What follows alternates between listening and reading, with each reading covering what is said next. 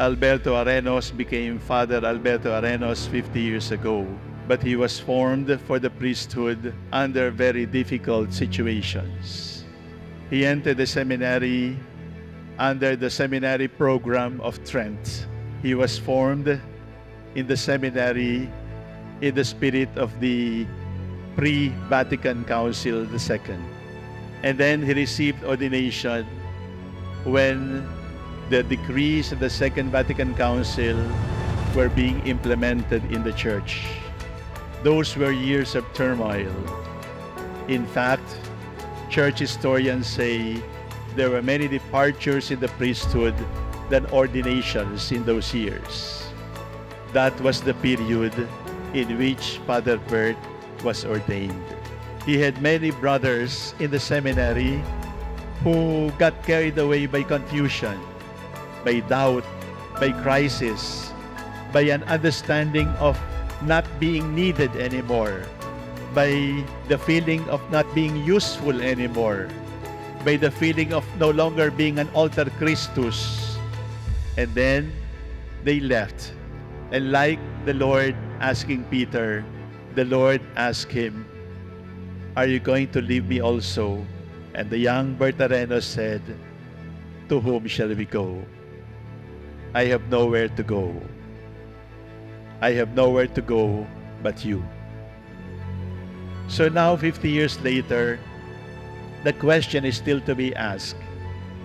What is the one singular mark of a good priest? If we are going to reduce all the qualities of a good priest to only one, what is that characteristic of a good priest that we look for, that we thank God for? Is it the capacity to build buildings and churches and schools?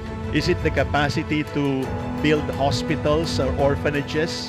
Is it the capacity to articulate philosophy or theology as a seminary professor? Is it the capacity to be a man for the poor, feeding the hungry, giving clothing to the thirsty, walking like the poor, living like the poor, living with the poor, smelling like the sheep? What is the singular characteristic of a priest? Is it eloquence in preaching? Is it fidelity to the rubrics at Mass? Is it being a good singer, to being able to conduct a good choir? Is it being popular on social media? Is it being respected by civil and religious officials? Is that what a good priest is? If we are to reduce to one characteristic the quality of a good priest, I would say it is only one. It is that the priesthood is a vocation of forgiveness, and the priest must be a man of forgiveness. Father Bert aptly chose the gospel when the Lord asked Peter, "Do you love me? Do you love me? Do you love me?" And scholars say the three questions were based on the three denials. I just wonder, how many times will the Lord ask Father Bert, "Do you love me?" So the story of Father Bert as a priest, formed before Vatican Council, ministering after Vatican Council, is actually a story of brokenness. It is actually a story of woundedness. It is actually a story of fallen ministry, fallen men, fallen apostles, fallen disciples. But it is more than that. It is the story of being healed. And because he has been healed, because he has been forgiven, he can go forth and forgive. So Father Bert celebrates not as a champion. Father Bert celebrates as a runner who has stumbled many times in the race, but a runner who has stood up, a runner who has been broken, a runner who has been bleeding, a runner who has been wounded, but a runner constantly touched by the Lord, healed by the Lord, and therefore forgiven, and therefore forgiving. The Jubilee of Father Bert this morning is a celebration to call to mind the people who have hurt him.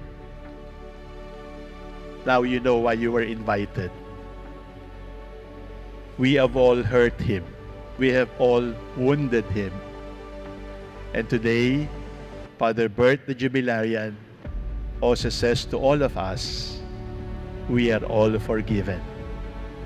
After 50 years of being broken and being wounded, of falling and stumbling, we still rise up.